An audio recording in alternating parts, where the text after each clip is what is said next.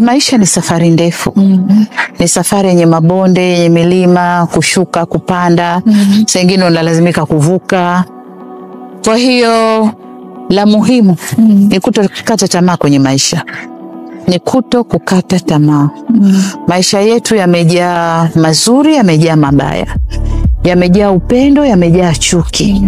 Na saa nyingine chuki zinakuwa nyingi zaidi kuliko upendo, hasa ukiwa unafanikiwa. Wakikuona unafanikiwa, chuki zinakuwa nyingi zaidi kuliko upendo. Lakini ni kutokata tamaa. Ni kujitahidi, kujiwekea lengo na ukasema mimi nataka nifike pale. Na kumwomba Mungu akupe uwezo ufike pale. Kwa sababu maisha yetu yamejaa changamoto. Kwa hiyo Waswahili wanasema penye nia pana njia. Kwa hiyo ukiwa na nia ya kufika pale, njia utaiona tu wapi upite ili ufike pale. Kwa hiyo kwa ujumla niseme kwamba maisha yamejaa changamoto. Maisha sio rahisi kama watu wanavyodhania. Maisha yana mambo mengi. Na lazima ujitume ili ufanikiwe kwenye maisha. Kuna watu wamezoea tu kiamka asubuhi remote mkononi nini, lakini pesa either ataletewa na aunti au na anko aliyeko nje au nani, anakula asubuhi mchana jioni. Hiyo ikikatika hana cha kufanya na anaanza kupiga kelele. Hana mbinu, hana njia. Lakini ukisema mimi ni mwanadamu, nimezaliwa, Mungu amenijalia nimezaliwa kamili, na miguu na mikono na macho na akili, lazima niwe na vitu vyangu nafanya. Lazima niwe na lengo la kufikia. Nataka nifike pale. Kwenye kufika pale huwezi kusema lazima, kwa sababu ni amri ya Mungu. Lazima useme naomba Mungu anijalie nifike pale.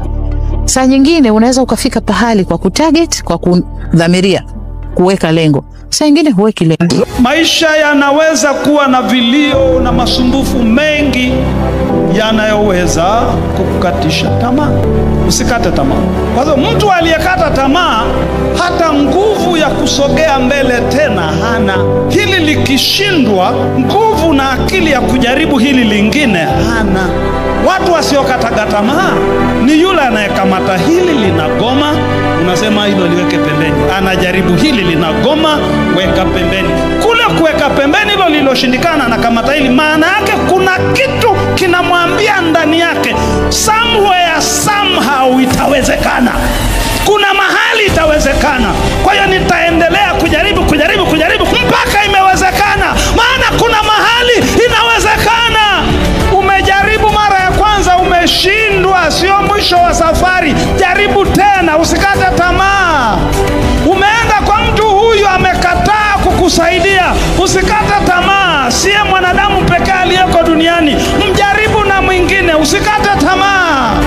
Madaktari wamekwambia huo ugonjwa wako hauponyeki, usikate tamaa. Wao ni madaktari, wao ni binadamu, wana limitation yao, wana viwango vya ukomo, lakini mwenye neno la mwisho ni yeye huyo aliyekuumba wewe kwa sura yake na mfano wake. Ni yeye huyo aliyeweka ndani yako pumzi ya uhai. Ni yeye huyo ambaye hununui bando ili uendelee kupumua, bali yeye ndiye anahakikisha unapumua kila dakika. Ndiye mwenye neno la mwisho.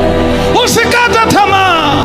Na isikupe woga kwenda kupambana. Kijana unanisikiliza, mafanikio ni jumla ya majaribio yaliyoshindwa kadhaa. Jumla yake ndio huleta mafanikio. Nenda ukajaribu. Anayeuza soda ya 7up alijaribu mara 7. Mara ya kwanza alipeleka kaambiwa haifai kitu. Akaenda ya pili haifai kitu. Akaenda ya tatu haifai kitu. Wanasema mara ya 4 na ya 5 ilikuwa kidogo waandike kwamba mkimuona huyu kwenye hili eneo la kiwanda msimruhusu, maana soda yake imekataliwa. Siku moja kama akasema nitaenda hivyo. Akafika pale, mlinzi akamwambia iwe si ndio ambao uliambiwa usikajaga? Akasema nipe nafasi hii. Tulikuwa ni siku ya 6 hii. Nipe nafasi hii. Akafika. Ila ameingia ndani, yule ambaye ana test akamwona akamwambia, "Wewe tulishakwambia bwana product yako imekataliwa." Akasema, "Bosi, nimeenda kurekebisha vitu." Jaribu. Akajaribu. Alipojaribu akasema haijakidhi viwango vyetu. Ondoka. Jamaa kaondoka akapambana. Aliporudi awamu nyingine akapata neema, mlinzi aliyekuwa anazuia hayupo. yani sio yule ambaye anamfahamu, akamruhusu kuingia ndani. Yule jamaa anamwambia, si nilisema usikanyage hapa? Anasema hii ni mara ya mwisho. Bwana ondoka, sema ngoja tu nijaribu sasa mimi nitafanyaje? Huyu jamaa ananisumbua. Leta tujaribu. Akaweka sasa. So leta mashine. Kaingiza kwenye mashine, akamwambia, "Hebu niambie. Hii product tunaichukua, unaihitaji. Jina lake ni jina gani?" Akasema hii ni 7 juu. Mpaka leo ni 7 up. Tuendelee kusimama kwa kuchukua tahadhari, lakini pia tukimtanguliza Mungu. Mungu hashindwi.